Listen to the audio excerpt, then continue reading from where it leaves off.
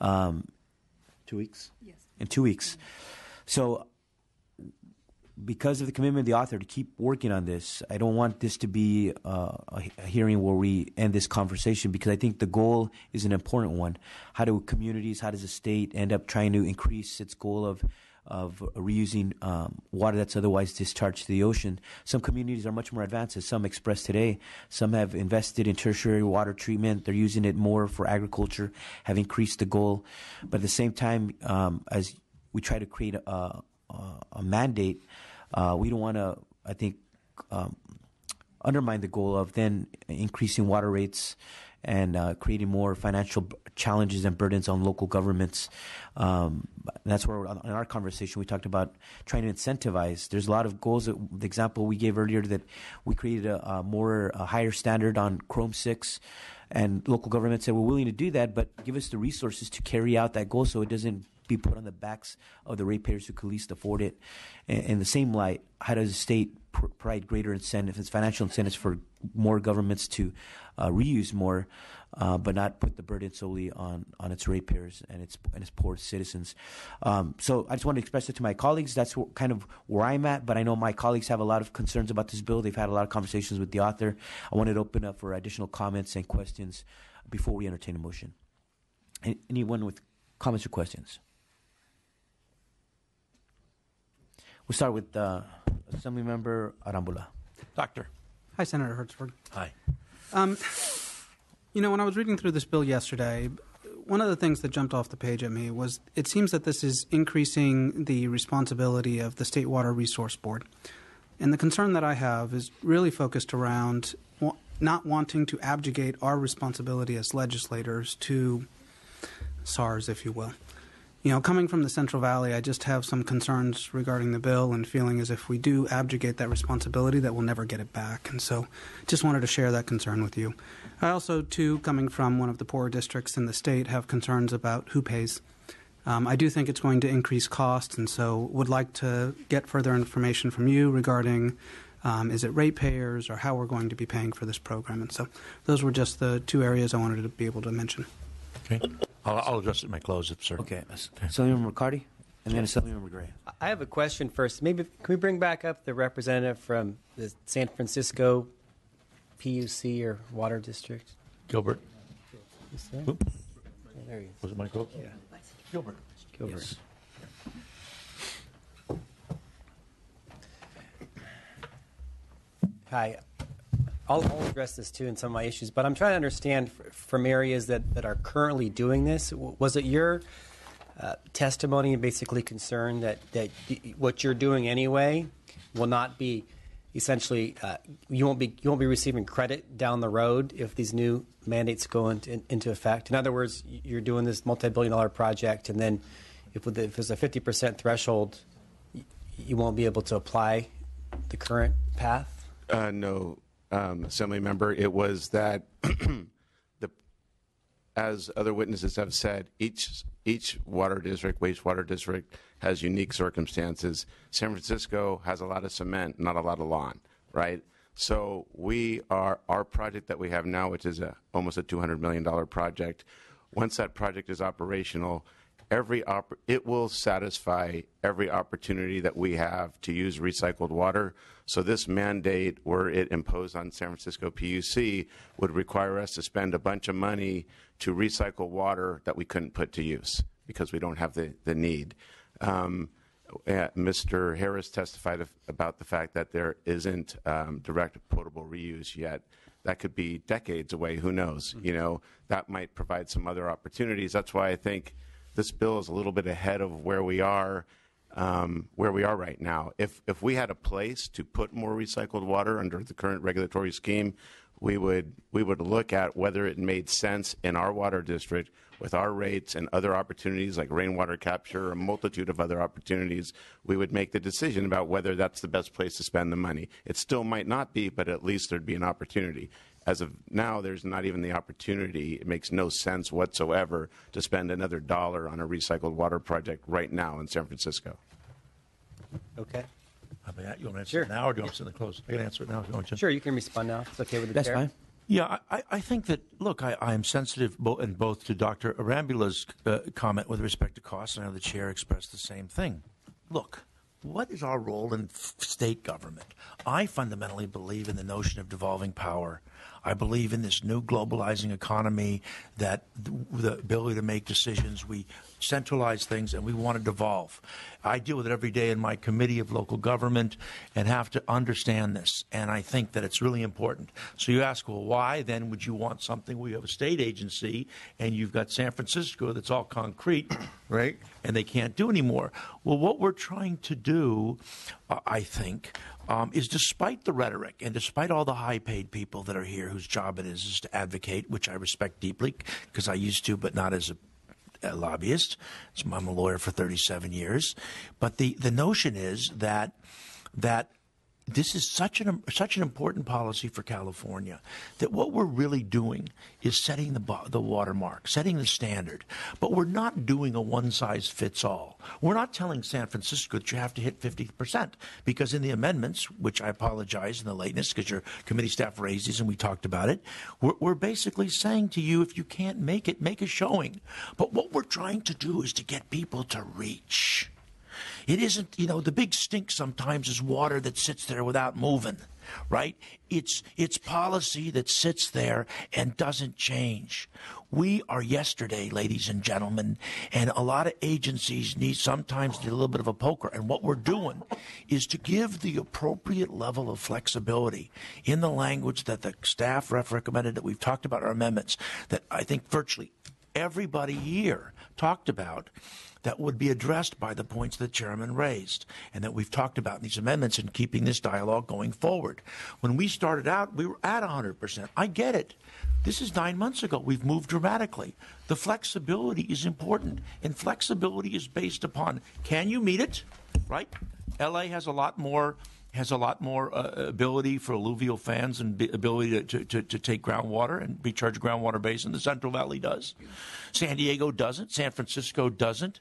We're not trying to get one size fits all. What we're trying to do is to get the change in thinking about the nature of water as a resource and the importance of us to move in that direction and the importance of everybody to put together a plan. And if you want to write in more flexibility, Mr. Chairman, I'm all for it. But I think the notion of moving off the bogey so that it's a mandate, but it's not a mandate without relief, without an ability to look at circumstances. I thought the point you raised, Mr. Jolly, about what happens in Lassen County was important. You got to have that. I'm completely in agreement with it. And I'm completely agree on costs. And of course, but what the last point I want to raise on the cost issue is what always happens in my experience in government is that everybody comes in bellyaches, you ain't give them enough money. And everybody comes and says, just give me a check and I'll figure the problem. It's been my experience from a policymaker's perspective is that you got to do it the other way around. That you got to set the bogey of what you're about and what's your vision, and then backfill the solutions and give enough flexibility in the direction so that you're not creating all these levels of problems. And that's what we're going to do. As I said, I'll be back. I'll be back with bond issues. I'm going to be back with creative financing mechanisms. I'm going to be back with new and better ways to deal with public policy. But you got to start with the framework, and that's why I started here. Senator McCarty. Sure.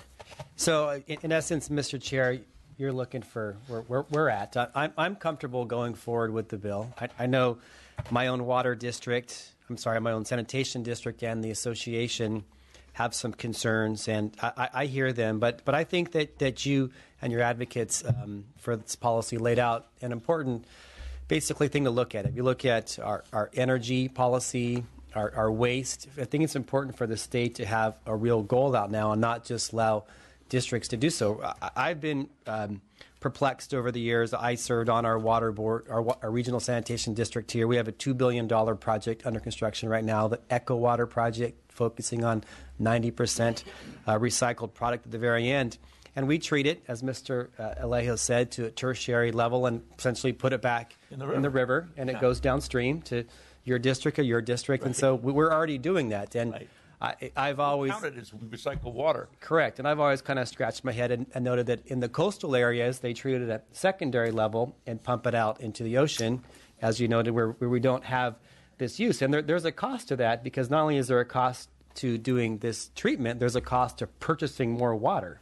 Right, we have extreme where our water bills are going up all across California simple supply and demand. So whether, some people advocate that having a policy like this will lessen the demand for having the twin tunnels, that would be great as far as I'm concerned. But I think that the most important picture is that we need to be very forward-thinking on this, and this is an audacious approach, and I realize it's not perfect. I know that the Water Committee is frankly going to address probably 2/3 of the issues that we heard here today. The jurisdiction we hear today is water quality issues and that, and I know we have some suggestions from the committee and the chair, and you're looking at that as well. But I think putting forward a plan to have our water board come out with a multi-year implementation is the approach that I think that we have to make this tough decision. And I know it's not a perfect solution, and you're committed to working with the committee. And I'm not sure if we have an opportunity. Is this the last hearing on this? No, water. This committee. This is double referred, and unless we hold a special hearing next week on this bill, that's the other possibility, to hold a special hearing next week on this bill. Okay. Well, I'll hear from your recommendation, Mr. Chair, as well as the other members. But I am inclined to be supportive today. Thank you. And that's why we want an opportunity to not entertain a motion till we hear from all the members on this bill, so we could kind of see where our colleagues are at on it. Assemblymember Gray. Thank you. Welcome, Senator. It's good to see you back on the green carpet. I love the green carpet. It's my favorite color. Yeah, I want to commend you. I appreciate the big ideas that are in this legislation. And as you know, I've had some big ideas of my own on water. And like Dr. Rambula, and probably for most of us who represent the Central Valley, whenever you start talking about giving the water board more authority, I'd like to give them less authority. Right. They've not done well with the authority we've previously granted them. And certainly the extent to which we do expand that authority, it's going to have to involve real step-by-step instructions so as to avoid some of the mistakes.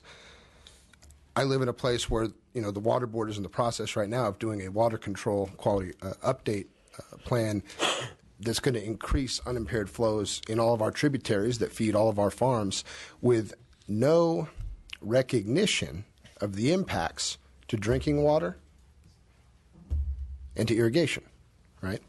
And to the groundwater sustainability, right? This body passed a Groundwater Sustainability Act, a couple of years now, with no mechanism for groundwater recharge, because people don't understand the mechanics of water. Yeah. Everybody understands what they need, but they don't understand looking at it holistically. And I don't know that I would be comfortable moving forward today with this policy. But what I do see as I look at this is an opportunity. I've got both language on impacts to groundwater basins and drinking water in the water code, as well as language on mandates for water supply, right? I have a bill that's been in the Senate now for a couple of years, 25% increase in water supply by 2025 and a 50% by 2050. Not unlike what we've done with the RPS law, right? Let's set goals and let's push to meet them. It is disturbing to me. I recently said this, I think just last week on the Assembly floor. In the last half a century, we've had a 1% increase in water supply. And then we're all sitting around scratching our heads about what to do. Now, I think that future of reliable water source involves recycling, involves doing more, as you've put a creative solution forward in this bill, but it also involves a plan that actually has enough supply to meet population growth and everything else that's going on. So I'll leave it up to you and to the chair. I'm not real comfortable with this as it is today. If the senator wanted to entertain taking some of the language I've referred to and amending it into this effort into something that's a little more comprehensive, maybe we could have a special hearing next week and move forward. It concerns me that we continue to do all this water policy and we skip some very important components, and we never get around to going back and fixing them. And we still haven't fixed the groundwater recharge piece in the Groundwater Sustainability Act, and we probably won't. And meanwhile, schools, I've got both superintendents of both of my counties, school superintendents of the county, getting prepared to take legal action against the water board because we have schools that are on wells. And when you take all that water out of the river and flush it down for environmental use or any other, potentially we're going to have to shut down those schools. And this is a real problem in front of us in one of the poorest areas with the toughest economy, and we've historically, in my time in the legislature, been ignored by the rest of the state. And so it's only at these moments that we have an opportunity to kind of raise our voice and say, hey, we need to do this in a more comprehensive fashion. If you were willing to entertain that, perhaps the chair would be willing to entertain a hearing, and we could work to see if we could get some language combined. Mr. Gray, Mr. Chairman of other committee, first of all, I just want to say that I get your point, and I've heard it before with respect to water supply. That's exactly what I'm trying to do here. Because what happens is, as Mr. McCarty indicated, you recycle the water in Northern California because you're using it tertiary and you put it back in the river and the next person uses it. We in Los Angeles, in particular, by way of example, in terms of how much water we use, we take it and then we throw it away. It's like we're throwing it in the trash can. We don't reuse it. What I'm trying to do is to do that, to lessen the burden on agriculture and the like. It is exactly what I'm trying to do with respect to the RPS. I'm certainly willing and am very sensitive to the issue of the Water Quality Control Board for a variety, State Water Board, for a number of reasons. Be happy to work with you on language to figure out how we can be sensitive to and enough of the. I mean, to me, the architecture of this is flexibility, flexibility, flexibility, and create a big picture thing. I don't know what the rules are with respect to special hearing, but I've got 2 weeks between now and water, and obviously the same crowd's going to be here in the Water Committee, and if everything I said doesn't come true in the amendments to which we just referred, which I think deal with almost everybody, exempting private sector folks, inland, go through giving the flexibility for economic reasons, all of the things that the committee expressed in their analysis aren't taken care of, I'm toast. It's that simple. So I'd love to work with you on this. I just like to, this is the first committee this has been in, and I'm embarrassed, quite frankly, as a legislator, as we've all talked about historically about how the process works around here. I'd love to see bills stay in committees for 4 and 5 and 6 hearings, in year number 1, and change the rules and change what number of committees we're on and change how the legislature works. That being said, we are where we are, and I'm a responsible legislator. I'm going to work my kishkas out, as they say, and try to figure out to fix this. I'm not trying to do small ball here, and I'm not trying to do stuff in a way that's inappropriate. I'm just trying to create a standard that says what we mean as policymakers, which is what the role of the state is. And unfortunately, we don't have the ability to micromanage every detail. Anything else, Member Gray? I just appreciate your willingness to work together. Absolutely. Are you kidding? When I said I have amendments, I mean literally I have amendments, and members, you have them in front of you in Leg Council form. I haven't seen them. Yeah, I don't. He just presented them, but he has. I don't. Now these are amendments that we just brought to committee. The committee members have it. But does the author have a copy? He should. Him a copy? Now he does. Now, Senator, these particular amendments deal with making sure that the Water Board, before approving a water quality control plan, actually takes into consideration primary, secondary drinking water standards as well as the impacts on the groundwater basin. Again, I'm not suggesting we take these amendments here today in committee. I am suggesting if the senator wants to work on some of this stuff, do a special hearing. Maybe we could come to an agreement. Maybe we can't. I agree with the senator's comments. We shouldn't push bills through committee for the sake of pushing bills through committee. This is a very serious issue for the Central Valley, but a very serious issue for the whole state.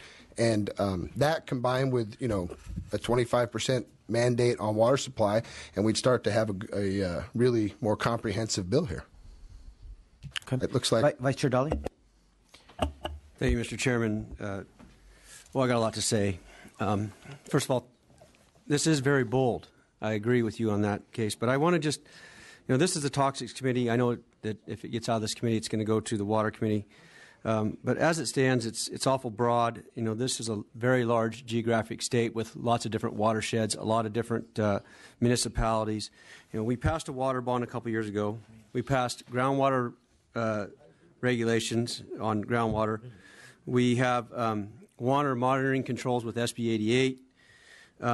We have, this is another water policy. We have water rights that this will impact downstream water right holders. This will impact downstream environmental fishery type places where the water's let back in. And I just think that we talk about water in the state of California. We talk about as Assemblymember Gray mentioned about the amount of storage that we've produced in the last 35 years, which is very minimal, that this is, I think, not cooked yet, and I think it's time that we do what you said, that we talk about legislation. This is a significant piece of legislation, and it is very bold.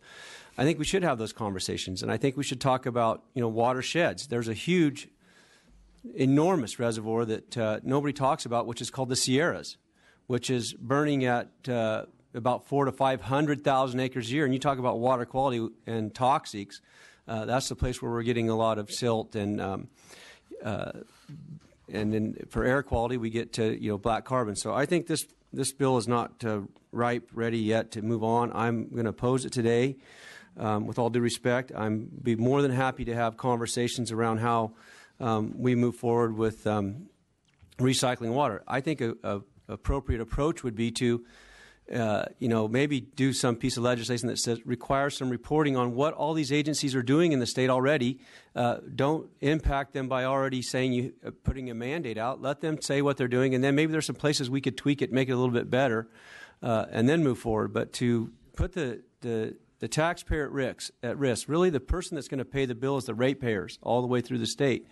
And they've been burdened with a lot of regulatory burdens in the past 3 years that I've been in this legislature, trying to grapple with droughts, climate change, and those type of situations. So for me, I think we should hold off. I would really like to just see some reporting on what we're already doing. I mean, we've heard testimony from several different water agencies about what they're already doing and what their ratepayers are paying for to recycle water. So, Mr. Chairman, at this time, I can't see this bill moving forward until it has a little bit more work in it, with all due respect, Senator.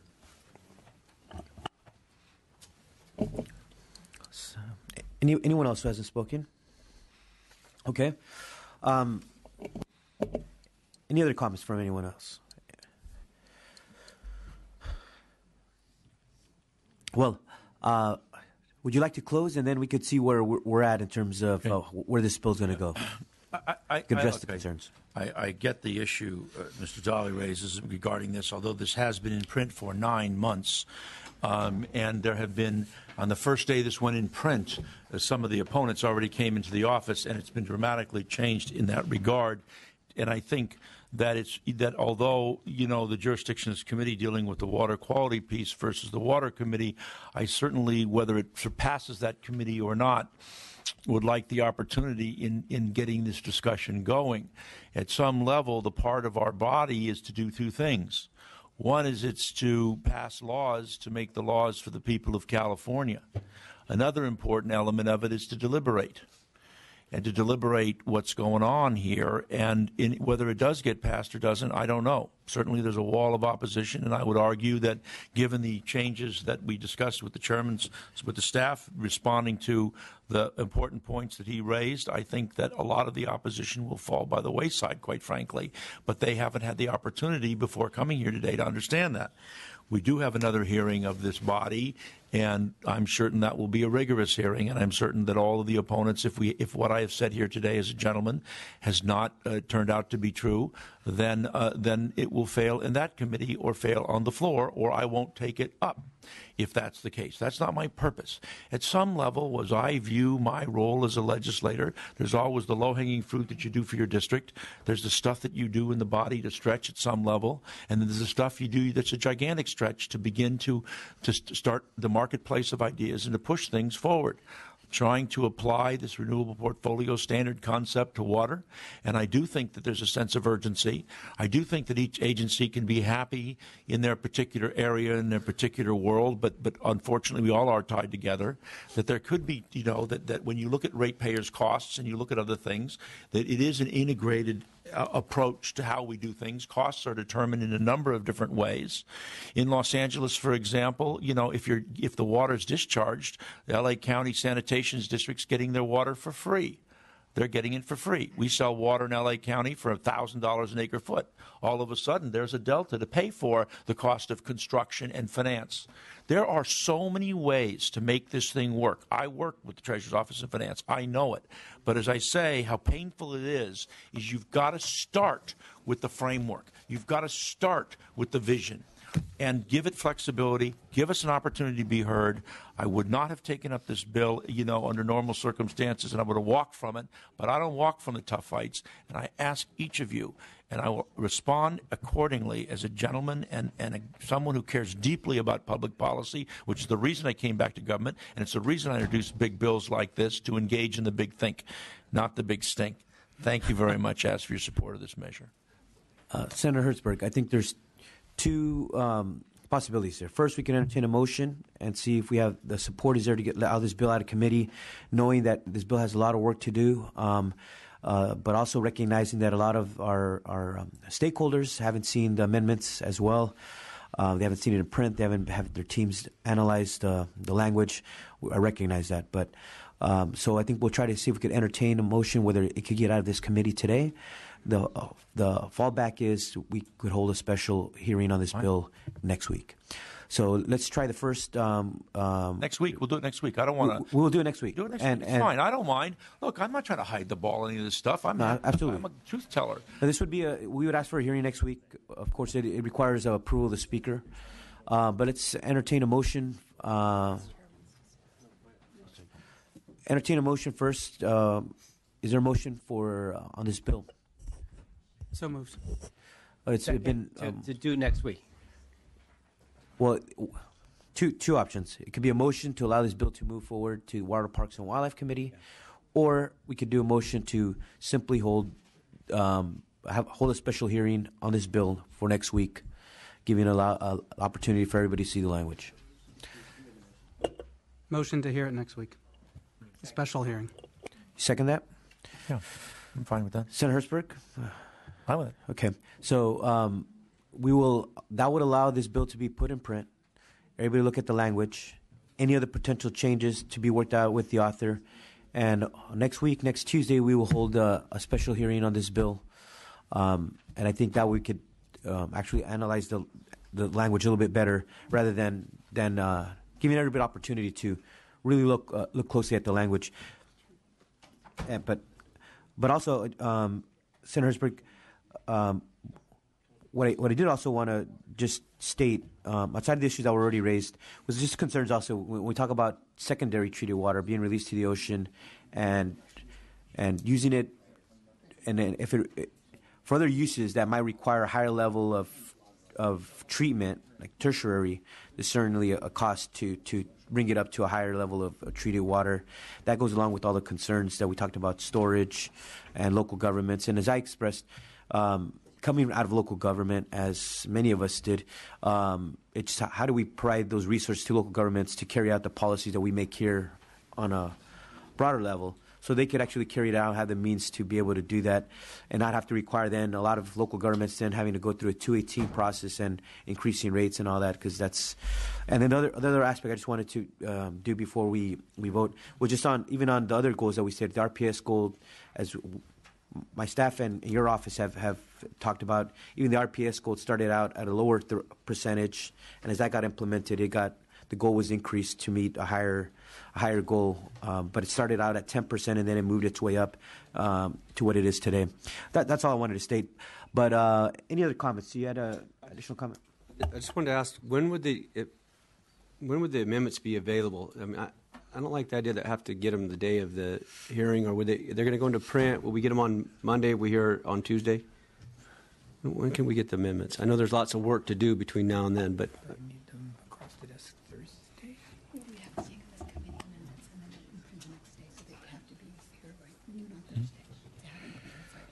So to have them on print on Friday, we would have to have the committee would have to have them by Thursday. Thursday by noon. Thursday at noon. Yeah, and then they'd be in print. And they'd be print for everybody to see on Friday. They'd have over the weekend to look and talk about it, and then we'll have a hearing on Tuesday. Sounds good? Thanks, everybody, Okay. for your patience and on this hearing. I very much appreciate it. It's very kind. Senator Hertzberg, Thank you. We'll see you next Very week. much. Thank you. So we hold the bill. There's nothing we have to do. We'll just hear these week. And then this letter to the speaker.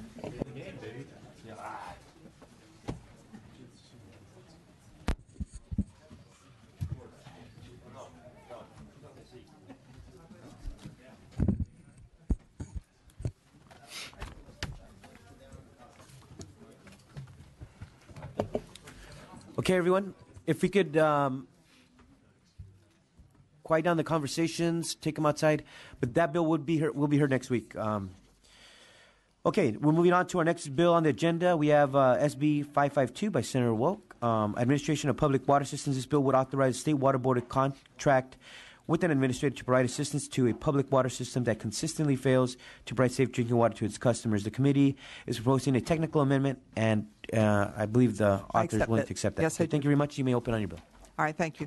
All Californians have a right to safe, clean, affordable, and accessible water for human consumption. Many Californians, especially in disadvantaged communities, do not enjoy this basic human right. Last year, the legislature passed SB 88, which gives the State Water Board the ability to mandate a consolidation when the public water system fails to provide safe drinking water. SB 552 follows through on commitments that were made in last year's budget process to clean up SB 88, Consolidation Mandate Authority, with provisions that are include, and I can give you several, but they're listed here on the Assembly Committee's analysis on page 1. For example, clarifying the definition of affected residents, which must be in a disadvantaged community, that a mobile home park is included as a location where a disadvantaged community may be located, clarifies several issues about public meetings. As I said, they are listed on page 1 of your analysis. 552, in addition, will provide the State Water Board an additional tool to help disadvantaged communities. It authorizes the Water Board to contract with a third-party administrator to provide administrative and managerial services to the failing public water system. Moving forward, my office will continue to work with both with stakeholders to continue to address the remaining concerns. With me is Rob Eagle and Liz Haven from the State Water Board, who would be glad to speak, to answer any questions, and to speak to the issue of the contracting administrator. I ask for your aye vote. Thank you very much, Senator Wilk. Witnesses in support. Good afternoon, Mr. Chairman and members. My name is Rob Eagle. I'm the Legislative Director for the State Water Board, and I have with me Liz Haven, who is also with the State Water Board. And we are the sponsor of the Small Water System Contract Assistance provisions of the bill, which would provide the Board the authority to require public water systems that serves disadvantaged communities and that consistently fail to provide an adequate and affordable supply of safe drinking water to obtain managerial and administrative consolidation services from an administrator selected by the board.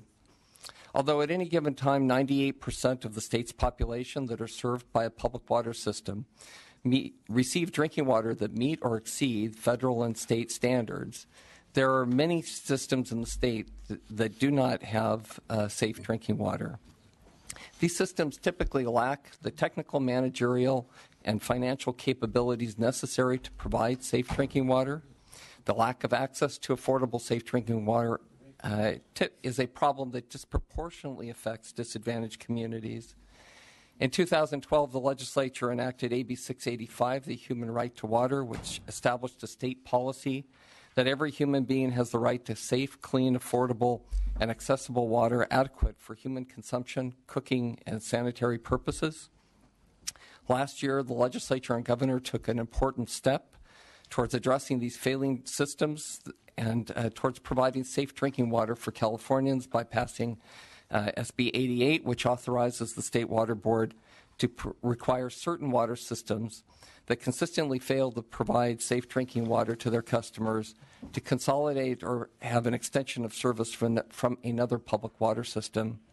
SB 552 provides the board with an additional tool to help achieve safe drinking water in California by authorizing the board to require public water systems that serve disadvantaged communities and that consistently fail to provide an adequate and an affordable source of drinking water to obtain managerial and administrative services from an administrator selected by the board. This tool can help these systems obtain the technical, managerial, and financial services necessary to deliver safe drinking water, and we urge your support for these provisions. Thank you very much. Next witness. I'm just here for questions. Thank you. Okay, any other witnesses in support?